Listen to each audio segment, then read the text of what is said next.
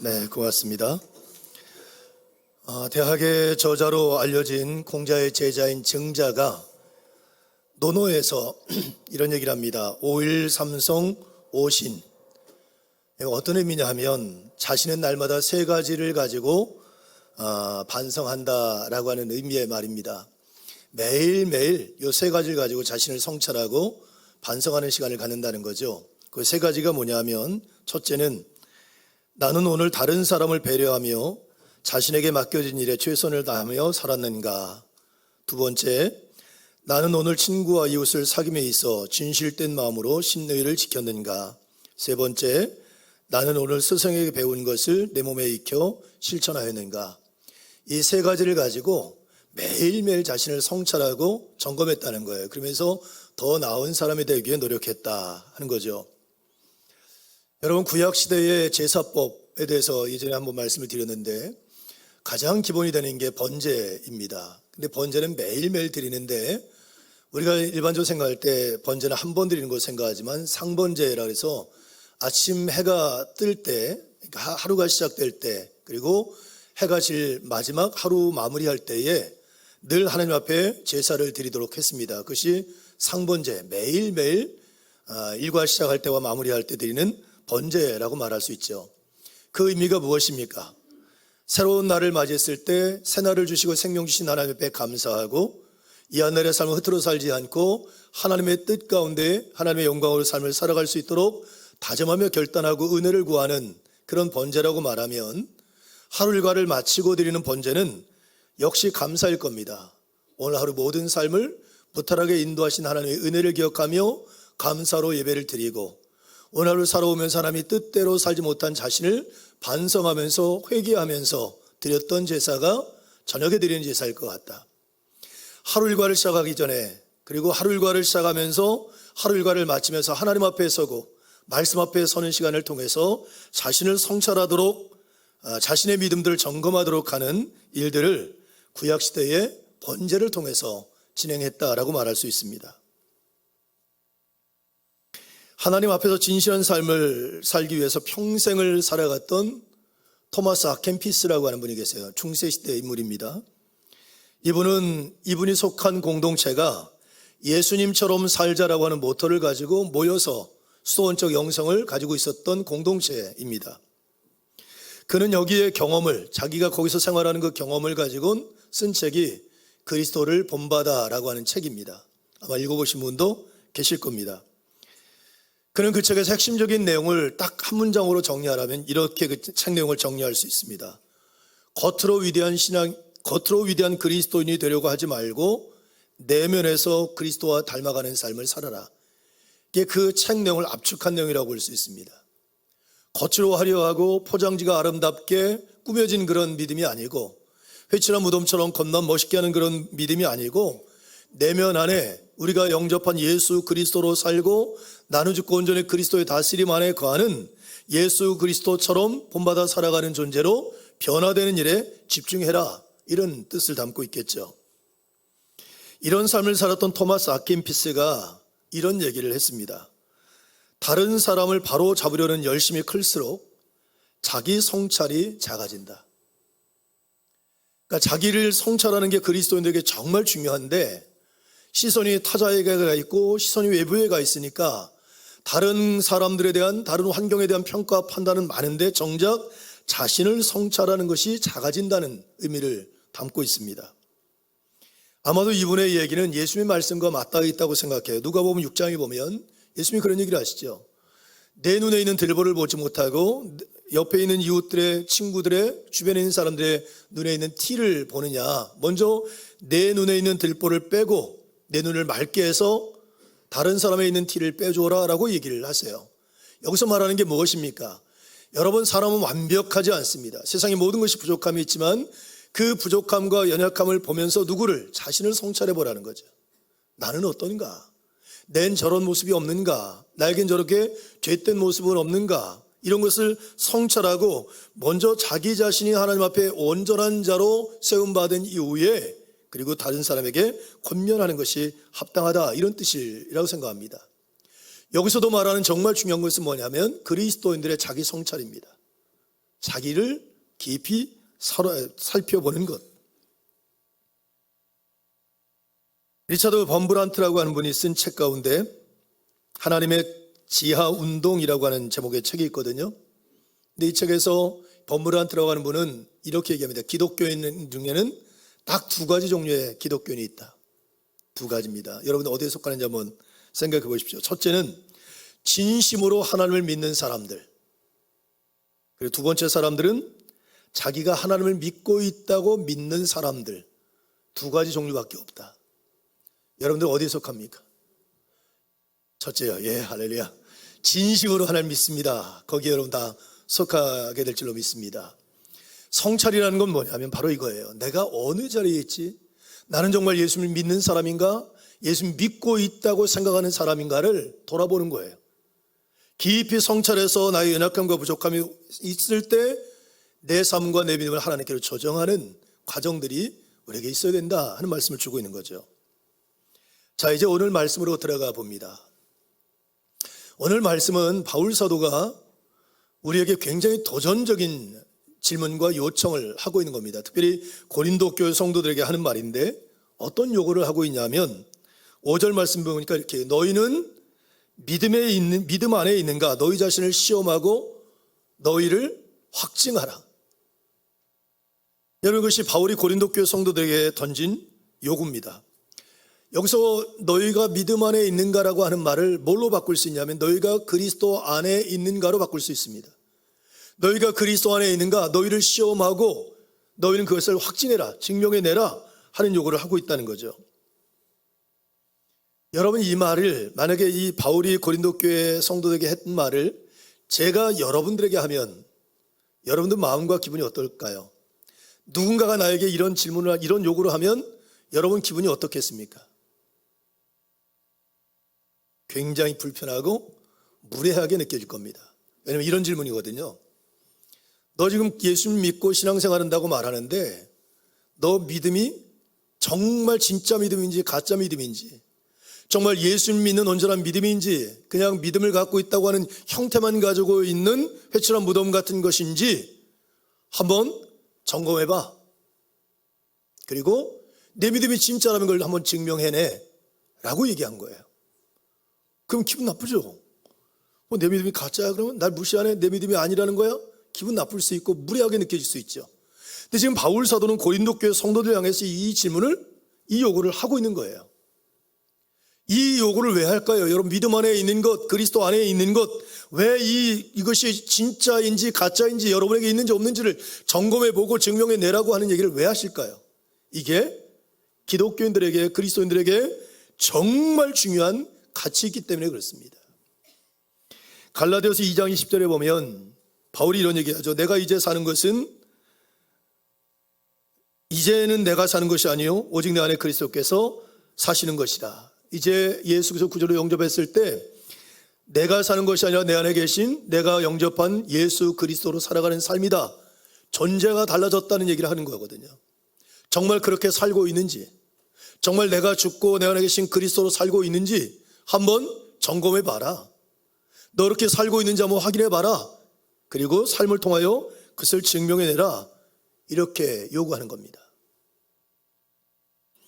바울에게 있어서는 이것이 정말 중요한 문제라고 생각했습니다. 그래서 바울은 성경을 굉장히 많은 부분을 찾아봐도 바울은 여러 번 세례 받으셨습니까? 교회 직분이 무엇입니까? 교회 몇 년 다녔습니까? 라고 하는 질문을 한 번도 하지 않습니다. 도리어 그리스도 안에라고 하는 이 질문을 150회 합니다. 그리스도 안에. 그만큼 중요하다고 하는 거죠. 여러분들 어떻습니까? 바울이 여러분에게 질문합니다. 여러분들 믿음 안에 있는가? 여러분 그리스도 안에 있는가? 여러분 스스로 점검해 보고 그것을 증명해 보십시오 하고 얘기하면 여러분 뭐라고 답하시겠습니까? 오늘 본문에 보면 시험하라, 확증하라고 하는 말을 원어를 보면 시험하다는 말은 페이라조라는 말이거든요. 이 말은 점검하다, 성찰하다 이런 뜻으로 번역이 가능합니다. 그래서 여러분 이 시험하라고 하는 말을 현재 명령형으로 사용하고 있거든요. 지금 바로 시험해봐라. 내가 믿음 안에 있는지, 네가 그리스도 예수 안에 있는지 지금 바로 점검해봐라. 지금 현재 명령형이에요. 이것은 뭘 얘기하냐면 지속적으로 끊임없이 점검해야 된다는 것을 얘기하는 거예요. 여러분, 내일도 결국은 오늘이 되고요, 모레도 결국은 오늘이 되는 거죠. 끊임없이 오늘 내가 믿음 안에 있는지 그리스도 안에 있는지를 점검하는 과정들을 통해서 내 믿음과 내 신앙이 제대로 되어 있는지 온전한지를 점검해보고 깊이 성찰하는 시간들을 가짐으로 말미암아 우리가 온전한 신앙인의 사람으로 자라가고 성장해 갈 수 있다는 얘기를 하고 있는 겁니다. 여러분들은 어떻습니까? 매일매일 여러분 자신을 좀 성찰하는 시간들 좀 가지고 계신지요? 하나님 앞에 서는 시간, 말씀 앞에, 말씀이라는 거울 앞에 여러분 서보는 시간을 좀 가져보십니까? 이것이 습관처럼 가지셔야 된다는 거예요.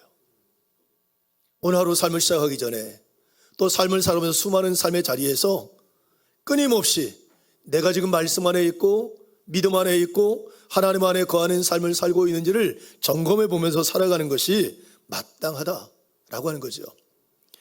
자, 그 다음에 이어서 확증하라고 했는데, 시험해보고 확증하라고 했는데, 확증하다는 말은 도키마조라는 말을 쓰거든요. 이 단어는 금속을 불로 정련할 때 쓰는 그런 용어입니다. 어떨 때냐면, 예를 들면 금덩어리를 이게 순금인지 아니면 합성금인지를 알려고 하면 이걸 그 풀무불 안에 집어넣는 거예요. 집어넣으면 그게 녹으면서 불순물들과 저기 금의 양이 구별이 되죠. 그걸 보고 이건 순금이구나, 이건 이렇게 섞여 있는 금이구나, 이런 것들을 구별할 수 있다는 거예요. 도키마조가 바로 그런 뜻입니다. 점검하라는 말은 불에 넣어서 이게 진짜 금인지 가짜 금인지 아니면 섞인 금인지를 점검해 보라고 하는 거예요. 그럼 여기는 여러분 불에 넣는다고 하는 것은 뭘 얘기하냐면 우리 일상의 삶을 얘기할 수 있습니다. 우리가 살아가면서 겪는 수많은 일들 속에서 내 믿음이 진짜 믿음인지 순결한 믿음인지 그리스도 안에 거하는 믿음인지를 점검해 볼 수 있다고 얘기를 하는 거죠. 그러면서 저는 우리가 예를 찾으면 욥의 고난이 도키마조라고 생각해요. 여러분, 욥의 믿음이 욥의 고난이 어떻게 시작이 됐습니까? 하나님과 사단이 욥의 믿음이 진짜인지 가짜인지를 점검하기 위해서 시작한 시험이에요. 그게 풀무불에 던져진 것처럼 고난이 시작이 됩니다. 도키마조입니다. 그때 여러분 욥은 어떻습니까? 자기의 믿음을 지켜내고 보여주죠. 그리고 본인 스스로 뭐라 합니까? 내 믿음을 정금 같은 믿음이 되게 하기 위해서 이런 연단의 과정을 거치게 하셨다고 얘기를 해요. 여러분, 이것이 증명하라고 하는 겁니다. 내가 믿음이 있는지를 스스로 보고 일상의 삶의 자리에서 내가 믿음 안에 거하고 그리스도 안에 거하는 삶을 통하여 증명해내는 삶을 살아가라고 얘기를 하고 있다는 거죠. 저는 우리 교우들이 이런 과정들을 꼭 갖기를 주님으로 축복합니다. 여러분, 착각하지 마십시오. 우리가 착각할 때가 되게 많거든요. 나는 예수님을 잘 믿고 있다고 착각하는 경우도 되게 많아요.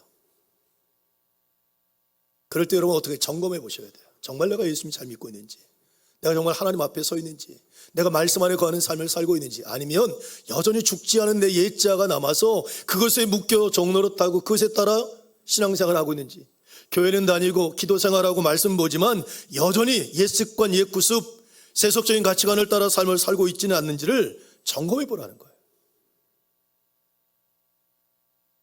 여러분, 그러면 우리가 그리스도 안에 있는지 믿음 안에 있는지를 어떻게 증명할 수 있을까? 저는 여기 세 가지를 가지고 그걸 증명해낼 수 있다고 생각을 해요. 물론 더 많겠지만 세 가지만 먼저 말씀을 드립니다. 첫째는 하나님의 뜻과 말씀에 순종하는 삶의 유무예요. 여러분이 삶을 살아갈 때 일상의 삶의 자리에서 내가 하나님의 뜻과 말씀에 순종하느냐 아니냐, 불순종하느냐, 순종하는 삶의 유무에 따라서 내가 말씀 안에 거하고 내가 그리스도 안에 거하는 삶을 판결할 수 있다 생각합니다. 요한일서 2장 5절로부터 6절에 보면 요한 사도가 이런 얘기를 해요.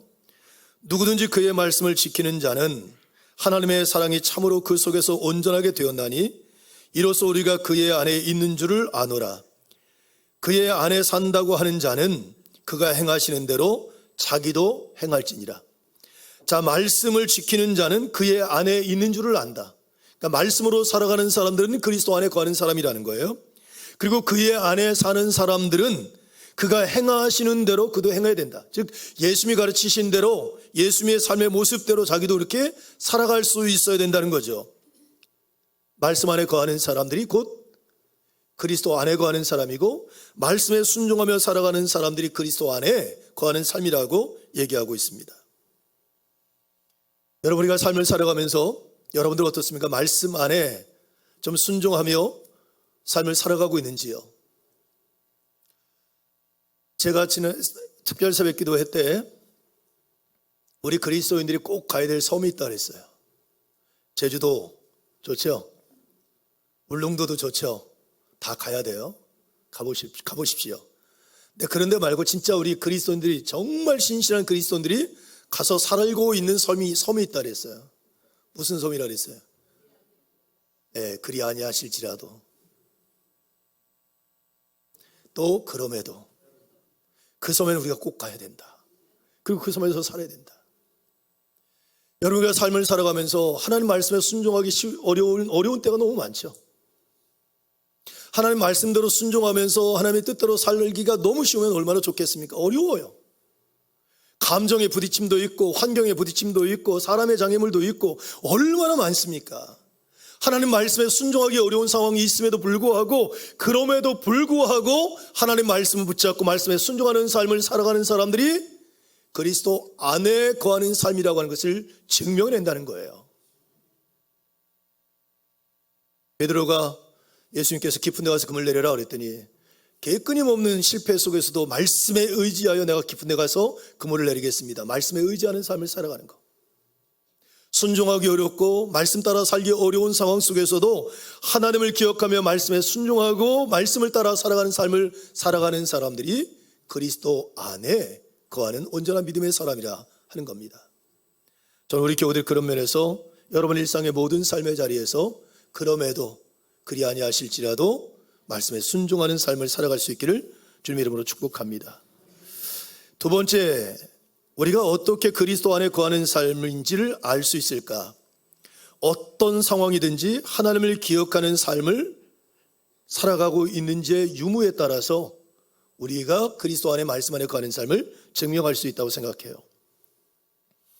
요한복음 15장 4절에 보면 요한사도를 통해서 하나님께 예수님께서 이렇게 말씀하십니다. 내 안에 거하라, 나도 너희 안에 거하리라. 예수님이 제자들에게 하신 말씀이에요. 내 안에 거하라, 나도 너희 안에 거하리라. 거한다는 말이 헬라어로 메노라고 하는 말이거든요. 이 단어는 어느 한 장소에 머물다, 거기에 이렇게 안주하다 이런 뜻도 있지만, 기억한다고 하는 말과 굉장히 연결되어 있는 단어라고 말할 수 있습니다. 왜냐하면 성경에서는 거한다는 말의 반대말이 망각, 잊어버리다는 말이거든요. 그러니까 여러분, 망각과 잊어버리다의 반대말은 뭡니까? 기억하다는 말이에요. 기억하다는 말이 거한다는 말과 연결되어 있다는 말이, 그래서 말씀을 드린 겁니다. 그러니까 우리가 그리스도 안에 거하는 삶, 그리스도가 우리 안에 거하고 우리가 그리스도 안에 거하는 삶의 핵심은 기억하는 거예요. 누구를? 예수 그리스도를 기억하는 삶을 살아갈 때 우리는 그의 안에 거하는 삶을 살아갈 수 있다는 거죠. 여러분, 우리가 예수 그리스도를 떠나고 그리스도와 분리되는 삶이 시작되는 시점이 언제냐면 예수님을 잊어버리는 데부터 시작이 됩니다. 기억은요, 우리의 기억은 관계를 지속시키는 힘입니다. 사랑하는 연인들이 헤어지는 이유가 뭔지 아세요? 그 사람과의 아름다웠던 추억들과 좋은 기억들을 잊어버리기 시작한 때부터 사랑이 식고 결국은 이별하게 됩니다.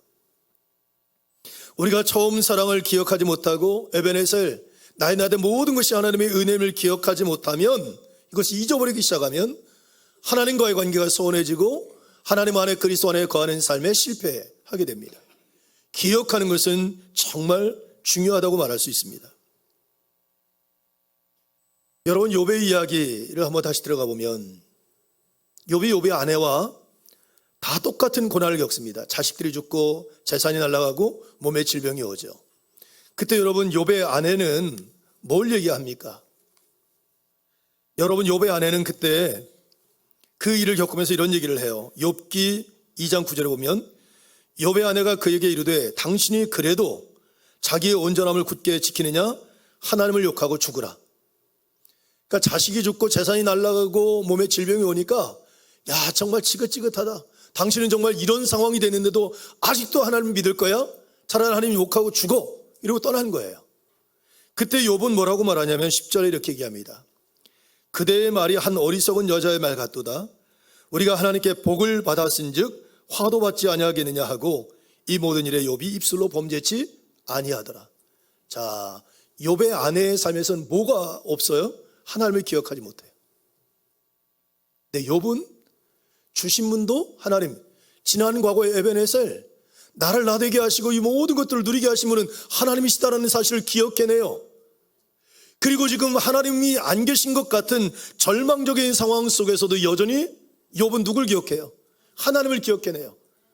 그래서 욥의 아내는 하나님을 기억하지 못함으로 말미암아 하나님의 안에 거하는 삶에 실패해요. 하나님으로부터 떨어지죠.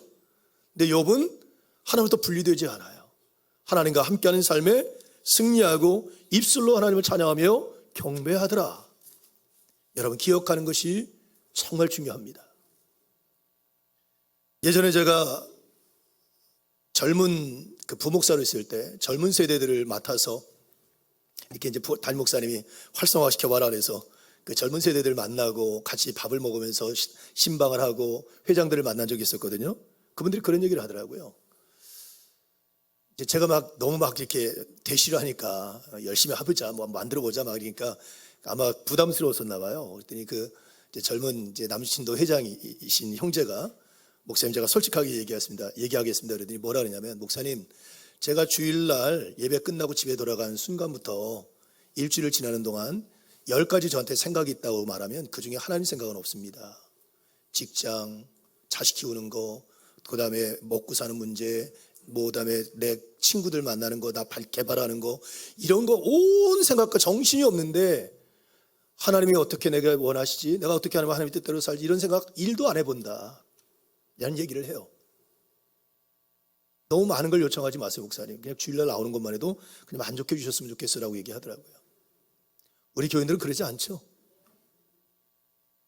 네. 안 그러시죠? 네, 그럴 줄 믿습니다. 제가 마음이 너무 아팠어요. 하나님을 기억하지 않아요. 그러니까 일상의 삶의 자리에서 그리스도 안에 거하는 삶을 삽니까? 그리스도와 분리된 삶을 삽니까? 그리스도와 분리된 삶을 삽니다. 하나님 없이 사는 삶을 살아가는 거죠. 그 삶에 실패하는 겁니다. 기억은 내 삶이 형통할 때에도 이 모든 것이 하나님이 하셨음을 기억하는 것이고 삶이 어렵고 고통스럽고 힘겨울 때도 여전히 하나님이 나와 함께 계시고 모든 것이 하나님의 섭리 안에 있다는 사실을 인정하고 하나님을 기억할 때 우리는 어떤 상황이든지 그리스도 안에 거하고 그리스도 말씀 안에 거하는 삶을 살아갈 수 있다 하는 겁니다. 하나님을 기억하며 살 수 있기를 주님의 이름으로 축복합니다. 세 번째, 우리가 어떻게 그리스도 안에 거하는 삶을 살아가고 있는지를 증명할 수 있을까? 우리가 넘어질 때 다시 일어서고 또 실패하고 실수했을 때 회개를 통하여 다시 하나님께로 돌아오는가의 유무에 따라서 우리가 그리스도 안에 거하는지 아닌지를 확인할 수 있다. 여러분 그리스도 안에 거하는 사람도 상황이 흔들려도 자신의 정체성은 흔들리지 않는 사람들이라고 말할 수 있어요.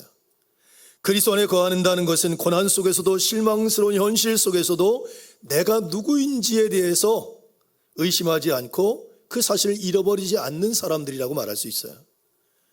고난의 자리에서도 예수님을 말하는 것을 넘어서 예수님처럼 생각하고 예수님처럼 판단하고 예수님처럼 행동하는 삶을 살아가는 사람들이 그리스도 안에 살아가는 사람들이라고 말할 수 있습니다. 여러분 잠언 24장 16절에 보면 대저 의인은 7번 넘어질지라도 다시 일어나려니와 악인은 재앙으로 말미암아 엎드러지느니라 하는 말씀이 있거든요. 의인은 7번 넘어져도 다시 일어난다는 거예요. 오뚜기처럼. 근데 악인은 넘어지면 그냥 자빠지면 그냥 못 일어난다는 거예요.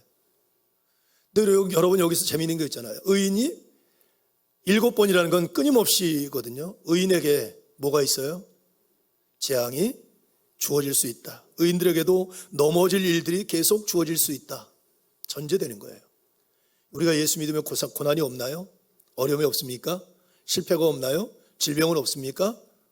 자녀들에 대한 염려가 없습니까? 직장에 대한 염려가 없나요? 다 있습니다.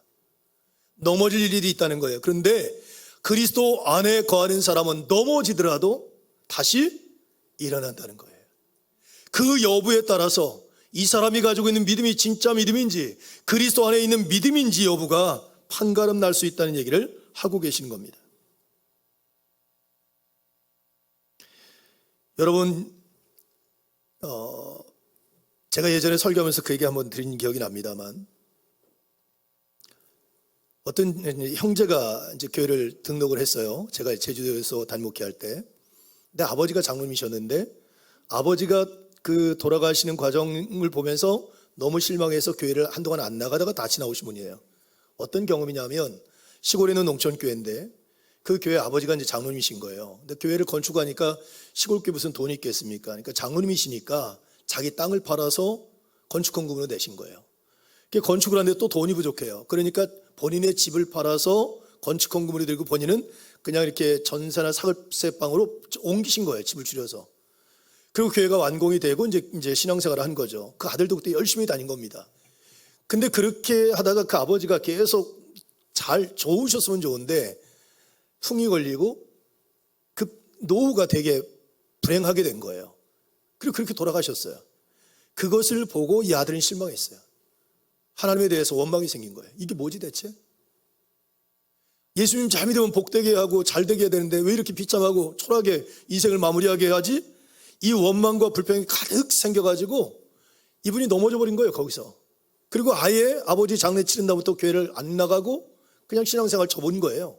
그러다가 어떤 특별한 계기가 돼서 다시 교회로 나온 거예요. 저는 그분과 상담하면서 충분히 그분의 마음을 공감해요. 그럴 수 있다. 그럴 수 있다. 여러분이라면 안 그러시겠어요? 욥의 아내처럼 그러지 않겠어요? 어떻게 이럴 수 있습니까? 하고 하나님한테 생떼를 쓰고 나 이런 하나님 안 믿겠습니다 하고 그 믿음을 포기할 수도 있잖아요. 근데 우리가 그리스도 안에 있다면 나는 이해하지 못해요. 그분의 섭리를. 그분이 세상을 다스리는 거 우리가 어떻게 다 이해하고 다 할 수 있습니까? 그러나 내가 분명히 믿는 것은 하나님이 살아계시고 그분이 세상 모든 만물을 다스리고 통치하신다는 하나님의 섭리하신 말은 난 분명히 믿어요. 그러니까 이해되지 않지만 받아들일 수 없지만 여전히 난 하나님 앞에서 예배자로 그 믿음의 사람으로 다시 믿음을 가지고 이겨내는 거죠. 견뎌내는 겁니다. 오래 참는 거죠. 이런 모습이 결국 뭐예요? 하나님에 대하여 말씀에 대하여 그 안에 거하는 온전한 믿음이라고 하는 것을 증명해 내는 것이다 하는 겁니다. 여러분, 우리가 그리스도 안에 있다는 건 어떤 의미입니까? 교회 사역을 할 때도 여러분 넘어질 때가 있어요, 없어요? 많으면 안 되는데 아주 가끔 있죠, 그죠? 가끔 사람에게 상처를 받거나 서운함이 생기거나 그래서 넘어질 때도 있고 또 여러 가지 뭐 관계의 어려움들 때문에 그럴 수도 있고 또 시험거리가 있을 수도 있고 여러 가지 있을 수 있죠. 근데 우리가 그리스도 안에 있다는 것은 뭐로 증명이 되냐면 당연하다. 바울이 얘기하죠. 여러분, 너희들 예수님도 그런 얘기했죠. 너희들 핍박하고 받게 하면 즐거워 기뻐해라. 하늘에서 받을 상이 너희들에게 크다. 하나님을 하면서 어려움 겪는 거 당연하다는 거예요. 그때는 엎어져서 못 일어나면 안 된다는 거예요. 내가 그리스도 안에 있다면 걸려 넘어져도 다시 일어나서 다시 그 길을 걸어가는 거라는 거예요. 이게 그리스도 안에 있다는 믿음의 증명이라는 거예요. 저는 여러분들이 그럴 수 있길 축복해요. 여러분, 우리 말씀 한번 봅니다. 9절 말씀 보세요. 9절 같이 합독합니다. 시작. 우리가 약할 때 너희가 강한 것을 기뻐하고 또 이것을 위하여 구하니 곧 너희가 온전하게 되는 것이라. 자, 바울이 지금 고린도 교회 성도를 향해서 이러는 거예요. 내가 간절히 원하고 바라는 건 너희들의 온전함이야 하고 있거든요. 근데 여러분, 우리가 알고 있는 것처럼 고린도 교회의 문제는 뭐냐면 바울 사도의 리더십에 대해서 도전해요.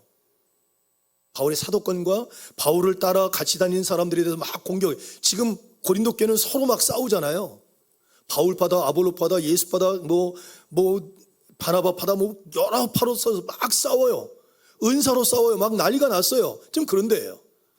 지금 바울도 공격받고 있고 바울과 함께한 사람들도 공격받고 있고 서로가 상처를 받아서 아파하는 시간일 수 있거든요. 근데 바울은 뭐라고 말하냐면 나의 간절한 소망과 나의 간절한 바람은 딱 한 가지, 여러분의 온전함입니다 하는 얘기를 해요.